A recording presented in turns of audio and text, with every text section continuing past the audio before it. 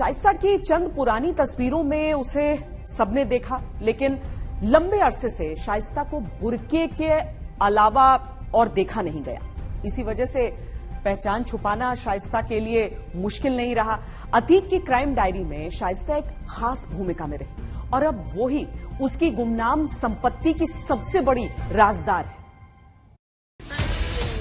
शाइस्ता को जिसने भी देखा हमेशा नकाब में देखा।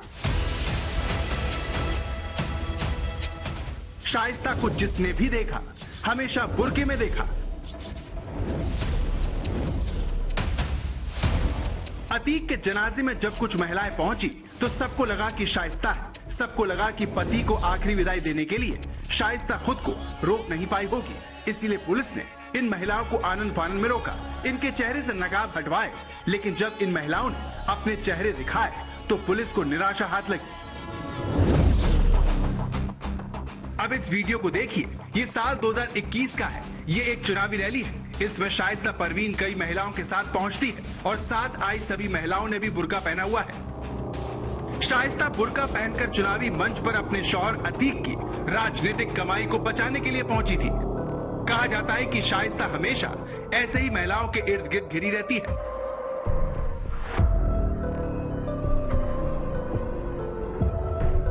पति के गैंग को बचाने के लिए, उसके खौफ को जिंदा रखने के लिए शाइस्ता परवीन गैंग की गॉड मदर बन गई।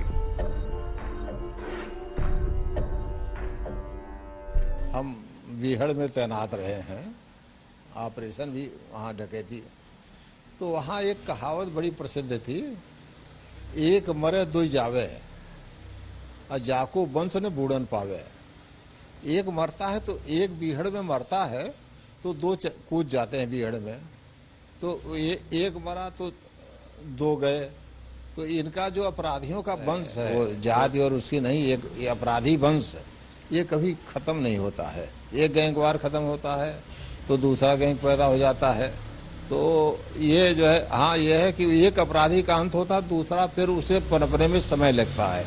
इसलिए गैंग के बढ़ने और पैदा होने, पनपने और नाश होने में अंतराल जो होता है, उसी में ये सब उथल पुथल चलती रहती है। अतीक ने अपनी माफियागिरी के दम पर अरबों की दौलत बनाई। अतीक ने अपनी दादागिरी के दम पर कई संपत्तियों पर अवैध कब्जा कर लिया और इतनी अकूत संपत्ति बनाई कि कई मोहल्ले बस जाए। इतनी जमीनों को अवैध रूप से हड़प लिया कि हर बिल्डर उससे खौफ खाने लगा और खुद को उसके गैंग का हिस्सा बनाने में ही भलाई समझने लगा।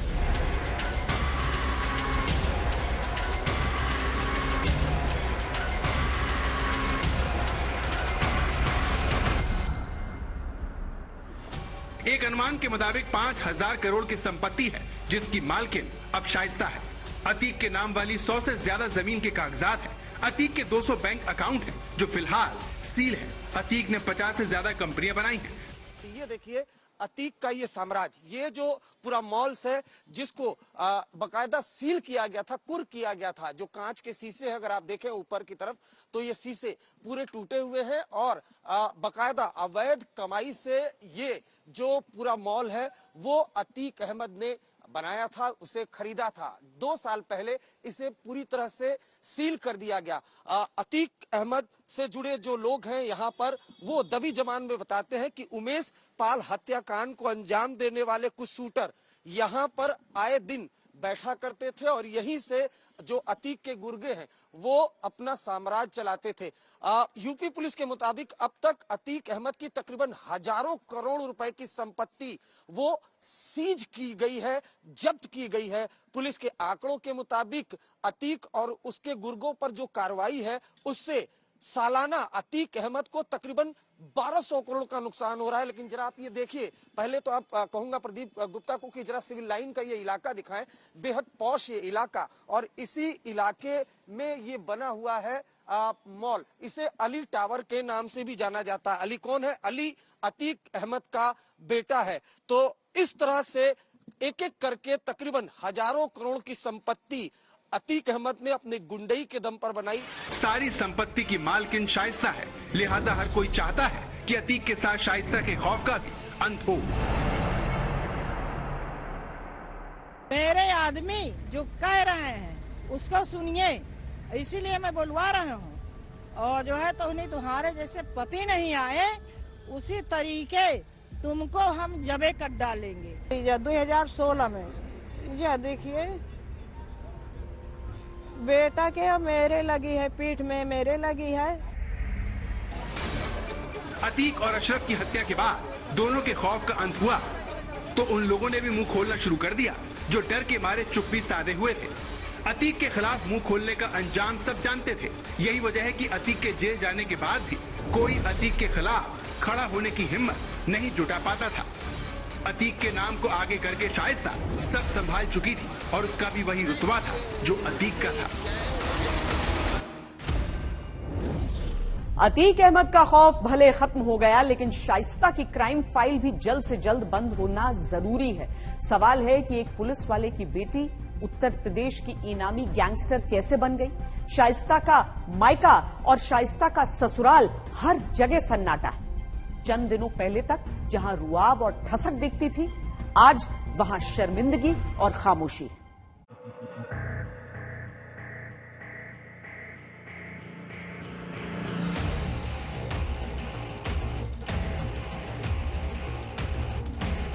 प्रयागराज के कसारी मसारी इलाके का यही वो इलाका है जहां शाइस्ता का मायका है, शाइस्ता का घर है।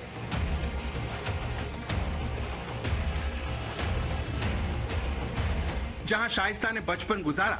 कहा यह भी जाता है कि शाइस्ता ने कई बार इसे छिपने के लिए ठिकाना भी बनाया।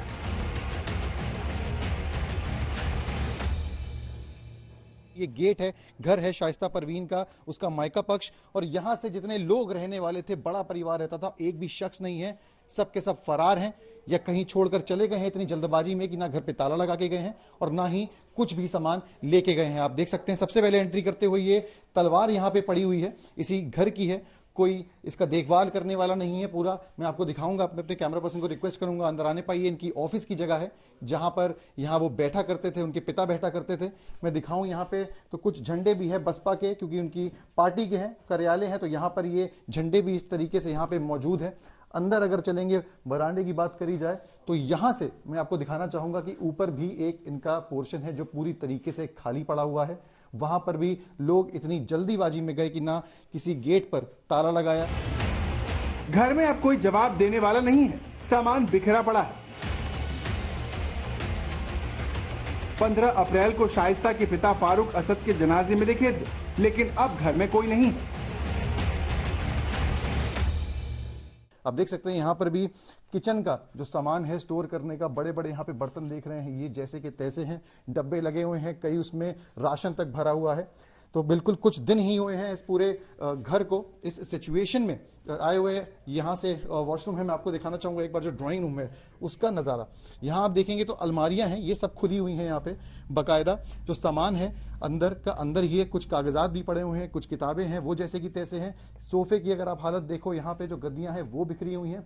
और साथ ही साथ ये पूरी तस्वीरें जो बयान करती हैं वो ये करती हैं कि ऐसी क्या इंफॉर्मेशन थी, ऐसा क्या डर था जिसके चलते कि पूरा परिवार जो मायका पक्ष है, जो कि इसमें अक्यूज्ड भी नहीं है, जो नामित भी नहीं है, उनको क्या डर सताया कि वो पूरा जो घर है जैसे कि तैसे स्थिति में छोड़कर भागकर चले गए। शाइस्ता के मायके में कोई नहीं मिला तो अतीक का घर तो पहले से ही वीरान और सुनसान है। शाइस्ता का एक भी रिश्तेदार बोलने को तैयार नहीं है। अतीक की बहन नूरीन आखिरी बार बताया था कि उनके परिवार को फंसाया जा रहा है। उमेश पाल हत्याकांड में आपके परिवार का नाम आ रहा है, क्या लग रहा है कि आपके जैसे दोनों भाइयों का नाम आया और उसमें आपकी जो भाभी हैं वो 120B की मुलजिम बनाई गई? मुलजिम इसीलिए बनाया गया सर, आप जाके हमारा घर गिराया गया है। हमारी भाभी का बाहर से एक सीढ़ी है, उनके बच्चों के ट्यूटर बाहर से आते थे, भाभी हमारी अंदर रहती थी और 2 महीने से जो है वो कैंपेन में प्रचार में निकल रही है। तो मेरी भाभी को क्या पता कि बच्चों के पास कौन दोस्त आते थे। ये इन्होंने इसीलिए वो फंसाया कि इनकी साजिश थी। कोई महिला साजिश करती इतने बड़े हत्याकांड की, आप बताइए। शाइस्ता परवीन का परिवार पहले प्रयागराज के दामूपुर गांव में रहता था, लेकिन ना कोई स्कूल और ना ही कोई सुविधा। 4 दशक पहले साल 1983 में उसके पिता प्रयागराज के चकिया गांव में शिफ्ट हो गए, जो अतीक अहमद का गांव था। और उसके बाद चकिया नहीं रहा, डॉन का इलाका हो गया।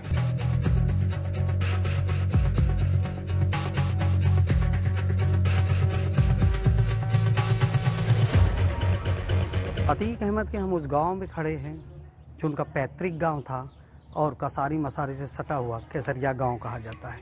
इस वक्त हम खड़े हैं उनके उस घर के पास जो कभी इनका पैतृक घर हुआ करता था।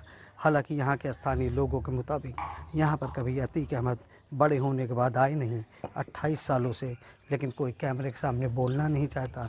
लेकिन अतीक अहमद का ये पैतृक घर है जहाँ पे अब ताला लगा है। जब उनके पिताजी कसारी मसारी से सटा हुआ चकिया का जब मकान लिया तो उसके बाद से वो चकिया में शिफ्ट हो गए, लेकिन इस घर में कभी अतीक अहमद पैदा हुए थे और उनके पिता जब पढ़ाई के सिलसिले में उनको चकिया वाले घर पे ले गए, तब के बाद से वो यहाँ पर लौटे नहीं।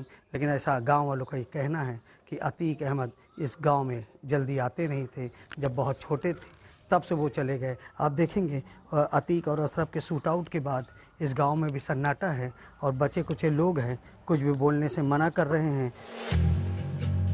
शाइस्ता परवीन के पिता उत्तर प्रदेश पुलिस में थे और वो अतीक अहमद की आपराधिक गतिविधियों के बारे में अच्छी तरह से जानते थे। उन्हें ये भी पता था कि उस समय अतीक अहमद ने कई लोगों की हत्या की थी, लेकिन माफिया बनने के साथ अतीक अहमद उस समय विधायक बन चुका था।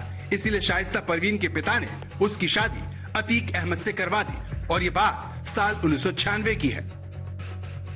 मेरी ज्यादातर प्रॉपर्टी यहाँ तक कि मेरे पेंशन का पैसा सब बंद रहा और अखिलेश जी मुख्यमंत्री बने रहे और रही सही कसर भारतीय जनता पार्टी ने पूरा किया। बचपन में ही शाइस्ता ने देखा कि कैसे पुलिस किसी का पीछा करती है, कैसे कोई पुलिस को चकमा देता है। अब अतीक का अंत हो चुका है। 50 साल से जिस अपराध के किले को उसने बनाया वो अब ध्वस्त हो चुका है। शाइस्ता पुराने हथकंडों को आजमा रही है, लेकिन कानून का शिकंजा भी अब कसता जा रहा है।